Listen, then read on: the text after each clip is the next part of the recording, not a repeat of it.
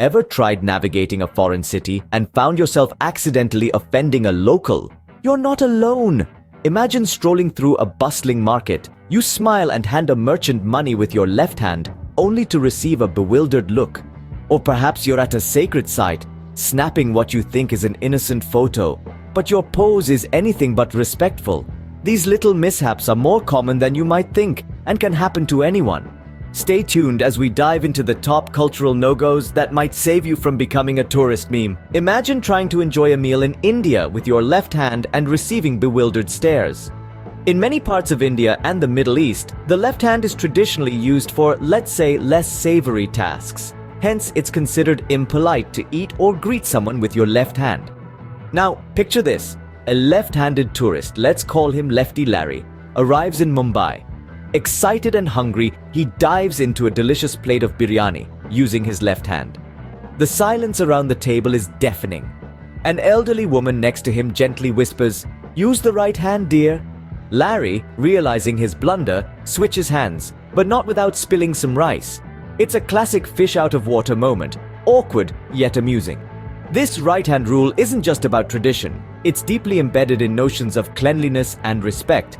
So, if you're a lefty, practicing the art of eating and greeting with your right hand before your trip could save you from some embarrassing dinner table moments. So, when in doubt, always go right. Pointing at someone or something might seem harmless, right? Not in Southeast Asia. Imagine you're wandering the vibrant streets of Bangkok or strolling through a bustling market in Kuala Lumpur. You see something intriguing and instinctively point at it with your finger. Suddenly, you notice a few frowns directed your way. In countries like Thailand and Malaysia, pointing with a single finger isn't just a minor misstep, it's considered downright rude. So, what's a curious traveler to do? Instead of the accusatory jab of a finger, try a gentler approach. Use your whole hand, palm up, to gesture towards what caught your eye. It's not only polite but also adds a touch of local flair to your body language repertoire. Or, if you really want to blend in, master the art of the subtle head nod. A slight tilt towards what you're referring to can convey your interest without any finger-pointing faux pas. Next time, save the pointing for private. In some cultures, the head is almost sacred, so hands off. Now, let's take a peek at why in Thailand and Mongolia, touching someone's head can lead to some pretty awkward moments. Picture this. You're strolling through a bustling market in Bangkok, enchanted by the vibrant colors and the smell of spicy street food. You see a cute child and instinctively reach out to ruffle his hair. Suddenly, the atmosphere changes. The smiles freeze. Why? In Thai culture, the head is considered the most sacred part of the body, the seat of the soul. The same goes for Mongolia. Let's say you're in Ulaanbaatar, taking in the vast steppes and ancient temples. During a friendly conversation, you casually pat your guide on the head as a sign of affection. Oops, you've just committed a cultural no-no. It's a gesture that can be seen as highly disrespectful. So, whether it's a child in Thailand or an adult in Mongolia, the rule is simple. Admire the culture, enjoy the scenery, but remember, when it comes to heads, it's look but don't touch. Ever thought your feet could land you in trouble? Well, they can in the Middle East and Southeast Asia. Imagine reclining in a cozy living room, stretching your legs, and suddenly the room goes silent. Yes, showing the soles of your feet can really stir the pot. In many cultures here, feet are considered the lowest part of the body, not just physically but also symbolically. So, flashing the bottoms of your shoes? Big no-no. It's akin to waving a dirty rag at dinner, not exactly the best way to make friends. Now, visiting someone's home, leave your shoes politely by the door. It's not just polite, it's practically a law. And if you're worried about your sock holes, maybe it's time to invest in a new pair. Sitting down, try the ninja sit. Knees bent, feet tucked away. It's not just good for your posture, it's a cultural lifesaver. Keep those soles hidden and you're golden. Chomping down on street food in Indonesia. There's a right and wrong way to do it. When in Indonesia, street food isn't just a meal, it's an adventure. Picture this. A tourist, let's call him Bob, eagerly grabs a satay stick with his left hand. Oops! Locals might give Bob a few sideways glances because here, the right hand rules, especially when eating. Now let's jet over to Germany, where dining is an orchestra and everyone knows their part. Imagine our friend Alice sitting down at a posh Berlin restaurant. She starts clinking her glass with her fork to get everyone's attention. Little does she know, in Germany, that's a major faux pas unless you're giving a toast at a wedding. Whether you're gobbling down gado-gado on the go or sitting down for schnitzel, the key is to observe and adapt. From street corners to sophisticated settings, each bite is a chance to show respect and savor the experience. Whether it's fingers or forks, knowing your table manners counts. Next time you think of gifting a clock in China, think again. Imagine the scene. You're at a festive gathering, presenting your host with a beautifully wrapped package. The room goes silent as they unwrap a clock. Cue the crickets. In China, giving a clock symbolizes the end of a relationship or even worse, death. Talk about a party killer. Now hop over to France, where gifting is an art form.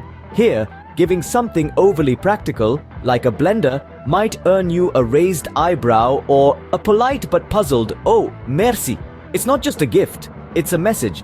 In France, the thought and elegance behind the gift matter just as much as the item itself. So whether you're trying to impress your friends in Beijing or Paris, the rule is simple. Know your gifts as well as you know your audience. Gifts are great, just make sure they're culturally appropriate. Discussing the weather in Russia, sure. Politics, not so much. Navigating the conversational waters in some countries can feel like tiptoeing through a minefield. In Russia, as well as many Arab countries, delving into discussions about politics or religion at the dinner table or in casual encounters is akin to inviting a storm. These topics are often deeply personal and can be polarizing. So, what's a savvy traveler to do to keep the social atmosphere light and breezy? Opt for the universal icebreakers. Comment on the deliciousness of the local cuisine, express curiosity about historical landmarks, or even share your experiences with the local wildlife. These subjects are not only safe, but often lead to delightful exchanges and deeper cultural insights. And remember, while it might be tempting to showcase your knowledge on contentious issues, the goal of travel is to build bridges, not barriers. Stick to the safe subjects and keep the peace. Dressing for the beach?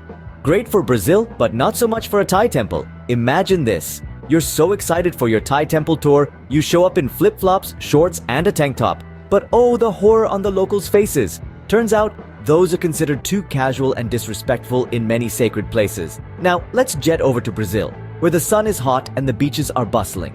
Here, beachwear is practically a uniform along the coast. But make the mistake of wearing just a bikini or swim trunks to a more formal setting or religious site, and you'll stick out like a sore thumb. It's all about context, folks. In Thailand, shoulders and knees are often expected to be covered in temples. On the flip side, Brazil's tropical vibe welcomes more relaxed attire, but always with a sense of decorum outside the beach areas. When in doubt, dress it out, appropriately that is. In some places, not showing proper respect to the monarchy can land you in hot water. Now let's venture into the regal realms of Thailand and England, where the monarchy isn't just a relic of the past, but a vibrant part of today's culture. In Thailand, for instance, it's crucial to stand during the royal anthem before movies in cinemas. Picture this: a tourist, popcorn in hand, remains seated only to be met with a sea of disapproving stares. Over in England, while you might not find strict laws about anthem etiquette, skipping a curtsy or a bow when meeting royalty is a no-no. Imagine a tourist casually waving a hi to the Queen, only to realize the blunder as everyone else around bows and curtsies in a choreographed dance of deference. These are not just formalities, but deeply ingrained cultural practices that signify respect and honor. Remember, a little respect goes a long way with royalty. All right, Globetrotters, ready to travel without the blunders? Let's do a quick flyby of what we've learned. From not using your left hand in India to keeping your voice down in Japan, we've covered quite the itinerary of do's and don'ts. Remember, whether it's avoiding pointing with chopsticks or dressing appropriately for a temple visit, understanding these cultural nuances can turn a potential faux pas into a respectful encounter. Stay curious, stay respectful, and keep exploring. Catch you in the next adventure.